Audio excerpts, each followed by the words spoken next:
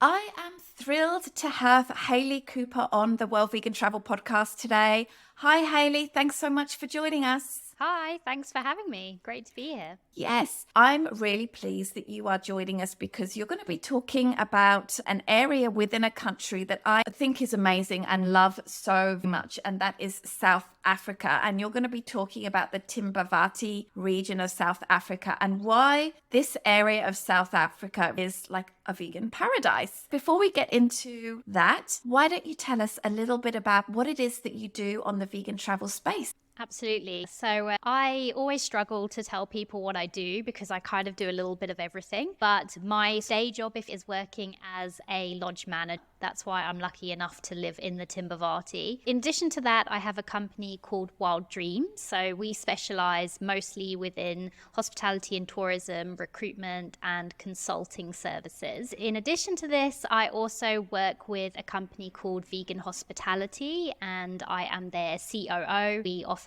vegan consulting and training within the hospitality and tourism space as well. So it's a little bit of everything, but I'm very privileged to live in this beautiful area around animals. Obviously, I love nature. I love wildlife. Honestly, to me, it's the best place in the world. But you are not originally from South Africa, right? That is correct. Yeah. So I am British, which you can probably tell by my accent because people always say to me, "Where are you from?" And I say England. And they're like, "No, we know that, but where in England?" So I actually have lived here for 15 years. And the reason I moved here was because I came on safari. So I do what many tourists do. I was only on safari for 3 days in Kruger National Park, quite close to where I actually live. Over those 3 days, I just absolutely fell in love with everything about the country, but in particular being in nature and around the animals. And that's when I decided to move out here officially. Wow. And that was 14 years ago, did you say? Yeah, 14, 15 years ago. So it's funny because when we have guests visit us at the lodge, and often we have people where it's their first safari and they ask me questions and I tell them how it literally could change your life because that's what happened for me. Wonderful. All right. So I have not been to the Timbavati region of South Africa yet. I've really only been to the Garden Route, which is also very beautiful, but it's very different to this area. So before we get into that, why don't you talk a little bit about where it's located, what the climate's like, the geography, this kind of like orientation information? Absolutely. So you're quite far from the Garden Route. We are in the northern section of the country. We're actually very close. We border Zimbabwe, Botswana. We even have Mozambique as well on our neighboring border too. We are in Greater Kruger National Park. So it can be slightly confusing for people because Kruger Park in effect is open to us. So there's no fences. However, Kruger Park is a public park owned by the government, whereby the private section, which is what I'm in, Greater Kruger, is all completely privately owned. It is a very different experience. With regards to temperature, it is a very, very hot region. We are currently coming into our winter now, but I think it was around 29 degrees centigrade today. I'm not sure what that is in Fahrenheit, unfortunately, but it's pretty warm. We have a vast variety of different vegetation here. It's quite dry and arid in some areas, but it's also quite tropical and humid, so it's just very diverse. Yeah, I'm guessing some of the main differences in the feel between these private game reserves and the national park. Kruger National Park is a national park. It's what most people would know as a national park owned and managed by the government. But I'm imagining that there's quite a few visitors to that. Whereas in the private game reserves, maybe there are a small number of accommodations and lodgings and they kind of exclusive access to that. Do I understand that well? Yes, exactly. So, yeah, with Kruger, anyone can go in. You obviously still have to pay an entrance fee at the gate and a conservation levy. It's open to anybody and you drive around in your own vehicle. And it's also very set, sort of dedicated roads for that. Whereas in the private sector, it's all privately owned properties, which is a mixture of private houses and commercial lodges. Then you have certain sections of the reserve that you can drive on, either by agreement, sort of a traverse agreement, as they call it. You can drive off-road as well in the private sector. So for example, if there is a pride of lions that is quite far off the road, you are actually able to drive relatively close to them to get a bit of viewing. So that's one of the main differences. So is the land also owned by the people that have the lodges as well, or do the lodges just lease the land from the government? Because that's how it works in Botswana. The lodges lease this land for 15 years and they have to follow certain rules and regulations in order to have that lease renewed. Is it similar to that? I really do feel like there are quite a lot of differences in the way these things are managed. The approach is different in Botswana versus South Africa. So how is it in South Africa? Yeah, it is different here. So here it all's completely privately owned. So it's owned by families and often it will go down in the generations. So it's very rare that these properties actually come onto the market because typically it goes to their son, daughter, etc. and stays within the family. There are some regions in the far north of Kruger Park which are leased, but they are community owned. So they are leased to the community, which is a great initiative because it obviously gives back and ensures that they are actually working in these sectors as well. But yeah, it is quite different in comparison to like Botswana. All right, so let's talk about our topic, which is how the Timbavati Game Reserve is very vegan friendly. You call it a vegan paradise. So why don't you tell us about that? Yeah, absolutely. Well, the first thing that I want to talk about is the vegan safari experience that we offer here at the lodge where I'm based, which is called King's Camp. The main difference to me in comparison to what other lodges would offer is if you contact a lodge as a potential guest, you will obviously inform them that you are vegan and you'll probably just make sure that they are able to cater to your needs. The vast majority of lodges will say yes, no problem. But obviously what the guest is not necessarily realizing is behind the scene that lodge is now like, oh, okay, we've got a vegan guest coming in. We better scramble and Google some vegan menus and that sort of thing. And they don't really know much about it. And unfortunately, that does mean that mistakes can be made and you may not have as great of an experience as some of the other guests would have. Whereas at King's Camp, because I am one of the managers, I'm like manager / in-house consultant in effect for all things vegan, I ensure that our guests have exactly the same experience as our other guests. The attention to detail is honestly, I think, very mind-blowing to guests. They're always really surprised by it, and it's really from everything from the drinks list. We have vegan wines labeled throughout the entire check-in process on arrival. We completely veganize, as I call it, our rooms as well. So for example, we would remove any animal products that may be in the rooms. Luckily, a lot of our products anyway are like fake leather, so it's not too much of an issue to do that. But if you go to the attention to detail, for example, there won't be any feathers in the pillows. All of the amenities are vegan and cruelty free, and we make sure like the cookies in the room, they're obviously vegan friendly. You've got the plant-based milk selection. If you're going to get a chocolate as your turn down in the evening, that's going to be vegan. We also just make sure that with the food there is enough variety, because another thing which as vegans we all know that often we'll get a menu and we're told, oh, here's the vegan option. But to me, it doesn't really make sense because having only one option kind of defeats the point. It's not an option at all. So here our vegan guests will get a separate menu for all of the meals, which is breakfast, lunch and dinner. And it includes multiple snacks throughout the day as well, including out on the safari because they stop for a cup of coffee in the bush with a cookie or a muffin. And then they stop in the afternoon for a gin and tonic and have some snacks then as well. We just make sure they have the exact same experience, but that it's also still a traditional African experience. So there's certain snacks here that are traditional to the area and certain dishes. I can give you some example. There's a dish in South Africa called a potjie. And it's basically like a stew that is cooked for a very long time on a fire, and it comes in this cast iron pot. And we do a vegan version made with jackfruit. It still has all the same flavors and everything that you would expect, but yeah, it's obviously just a vegan version of that. And we even have a vegan field guide here, so when you're out on safari, he is fully aware and can relate to everybody so that conversation can flow in the right direction. All of our staff are trained as well, so we do training with all of the departments.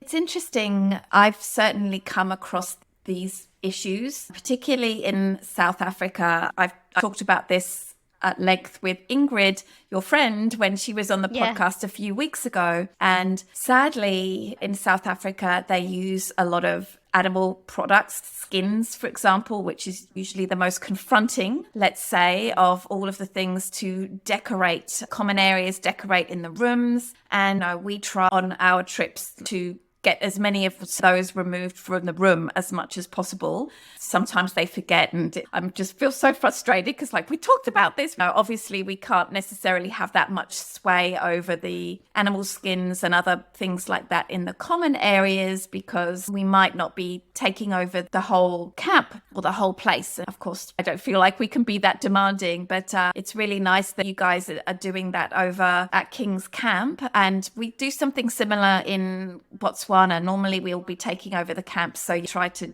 do similar kinds of things, and it makes for such a nice experience because the reality is the normal thing is not so good. There's animal skins everywhere and the food is not great. Certainly you don't have the same experience. So that's really awesome that you're doing that. So I think that's one really great reason for vegans to head to Kim's Camp and the Timbavati. Are there any other reasons why vegans might be drawn to this reserve rather than others? Yeah, we actually offer some very unique experiences that directly help animals. I'm sure most of the listeners are familiar with the situation around rhino poaching, and it's a very real reality for us, unfortunately, because we do have rhino in the reserve. And there are a few activities that you can do. You can do this at any lodge that you stay at within the reserve, so that includes King's Camp, and one of these is a rhino notching and chipping experience. It's something incredibly special and really a once in a lifetime opportunity. But basically what it entails is the guests would follow in a Land Rover in one of the safari vehicles. They would follow a helicopter while the helicopter is scouting the air for rhinos. Once the helicopter finds a rhino, they will have a vet with them and they will dart the rhino from the air. So then the vehicle will get called in. Once the rhino is sedated and it's obviously safe for them to exit the vehicle, they will have the opportunity to actually go up and to even assist the vet. And sometimes that might entail helping to move the rhino if it's sort of gone down in a bit of a funny position. It may be to help keep the animal cool. They can even help with the actual notching, because what they do is they notch the ears as an identification method, and then they put chips in certain areas such as the shoulder and also the two horns as well. Every single guest that we have had that has done this has been absolutely blown away by the experience. And how it directly helps is because if, hopefully it doesn't happen, but if a rhino was to be poached and it came from our reserve, then if that animal can be proved to be a poached animal, so for example, if they can scan the horn and they can find the chip and they know what animal that was, then that will lead to prosecution of those people much easier and quicker. So you really do need these initiatives. And obviously the word gets out there. So people will say, oh, well, in the Timbavati, they are notching and chipping the rhinos. So actually it's better that we leave them alone and we don't try and poach the rhinos from that region. So it really does help. And if you love animals, just to be that close to these majestic, such unique animals is really an amazing experience. This sounds like it would be quite a premium experience. And I'm guessing most of the money goes to conservation, correct? Yeah, so it's completely non-profit. So the lodges and the reserve don't make any money from it at all. The money goes directly towards paying for those resources, such as the vet and the fuel for the helicopter and the pilot and the medication and all of that kind of thing. Yeah, so I'm actually reading a book at the moment recommended to me by my friend Colleen, and it's called Poached, and the subtitle is Inside the Dark World of Wildlife Trafficking by Rachel Love New. I'm in the 7th chapter or something like that. And of course, they spend quite a bit of time talking about the rhino situation, like where the demand comes from, how the rhinos are killed, and how the trafficking happens. In recent years, it has become really quite terrible. It's really increased. So these initiatives really beneficial funding these programs, but so I think as well, like having helicopters and activities in these areas as well might deter poachers in some way too. Is that fair to say? Yes, absolutely. And we also offer an anti-poaching flight experience where our guests can join the anti-poaching team on one of these flights. And then the guests are paying for that, which helps again the reserve because it obviously means that they're able to put a helicopter up in the air. And it's really informative because someone from the reserve who works both with the rhino notching and also with the anti-poaching flight, they will actually sit and discuss with them first why we're doing this, why it's so important, and give them some statistics and information on rhino poaching. So they really have a good understanding of the impact that this is having. And the anti-poaching flight is a lot of fun as well because you're up in the helicopter, you're in the air, and you're obviously seeing lots of different animals. It's not only about checking on the rhinos, but you can see giraffes and zebra and elephants and just see a different perspective on the reserve. So it's really a great thing to do. Well, I haven't done a helicopter ride in the Timbavati, but when I was in Botswana just a couple of weeks ago, for listeners, those that don't know, you take bush planes from camp to camp in this particular case. And we were flying back from the second camp, the last camp, to Maun, which is where the flight back to Cape Town goes. And 7 of our travelers, including myself, given the opportunity to go by helicopter back to Maun. And this was extremely exciting because when you're in a helicopter, you're flying a lot lower than you are in a bush plane, and you get to see the most incredible stuff. We even saw a leopard from the air. It was just the coolest thing. Yeah, that's very, very lucky. Amazing. Yeah, it's kind of one of these things, isn't it? Whereas tourism can have a lot of negative impacts in an area, but there are also a lot of positives that come from it too, and raising revenue to help fight issues, poaching, which is a very expensive problem to combat. It's really exciting to see that they're getting really creative with ways that they can leverage tourism to support anti-poaching methods. That's really cool. Are there any other really cool experiences that vegans might really be interested in at Timbavati? Yes, actually, which kind of follows on nicely from what you were just saying. I'm on the committee for an event that takes place here called the Timbavati Traverse. So it's a relatively new event, and it started when my partner, who is our head guide at King's Camp as well, he is an avid ultramarathon runner. And during the pandemic, he was training for an ultramarathon, which unfortunately couldn't take place. So he had done all of this training. He didn't want it to go to waste. So he ended up running 92 kilometers in the reserve. He raised money for the anti-poaching team, and it was just so well received. We had so many people saying, wow, that's amazing. I would love to run in the bush with the animals. Like, how do I get involved? I want to do this. So we quickly realized that it was actually a great way that we could get some funding for the reserve. And we started off very small because it was still during the end of the pandemic. And we have managed to grow it into an annual event that takes place in July. So it's coming up in just a couple of months now, and it is a ultra marathon of 45 kilometers, also a half marathon of 21, and we also offer walking of 21 kilometers as well for those who are not perhaps runners or running fit or whatever, and they still want to have a unique experience. The funding for this all goes towards conservation and community, because one thing that we all know, if you don't give back to the local community, they obviously not going to want to protect our wildlife. So that is something that's really important as well. So yeah, I'm looking forward to the event that's coming up in a couple of months. There are still a few spots available, so if any of your listeners are marathon runners and are interested in running in the bush with all the animals, and maybe you'll bump into a lion or a leopard or an elephant or whatever, then it's definitely something to look into. Oh, wow. Hayley, that sounds amazing, but also a little scary. Is it safe to be running when there are like apex predators around? Well, it could be scary. It could potentially be dangerous, but we obviously take safety into consideration, and that is the most important thing. So we actually have armed rangers with everybody. So with the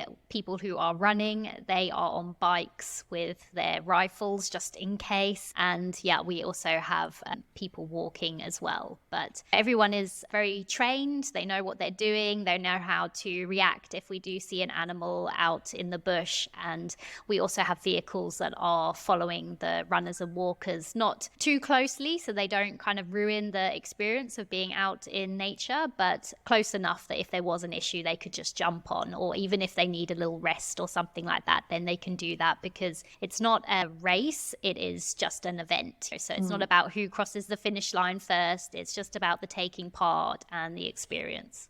That does sound like a lot of fun. On the walking safaris that we've been on in Botswana, I think particularly vegans, they're very, very worried because the guides carry guns also. They're worried like, oh my goodness, I would feel terrible if an animal was shot and killed because I was just walking around the place, a place that I didn't need to be. But the reality is they never need to use them. For example, it really is there just for safety precautions, like our guides who take us, we have to follow very strict rules. He's in the front, there's another guide at the back, we have to be quiet, we're walking in single file. There's a very special protocol if you need to get someone's attention, and they have to train every year on their firearms training. The reason is they never need to use it. Like every single guide I've spoken to, they say, I trained in 2004, I've never need to use my gun.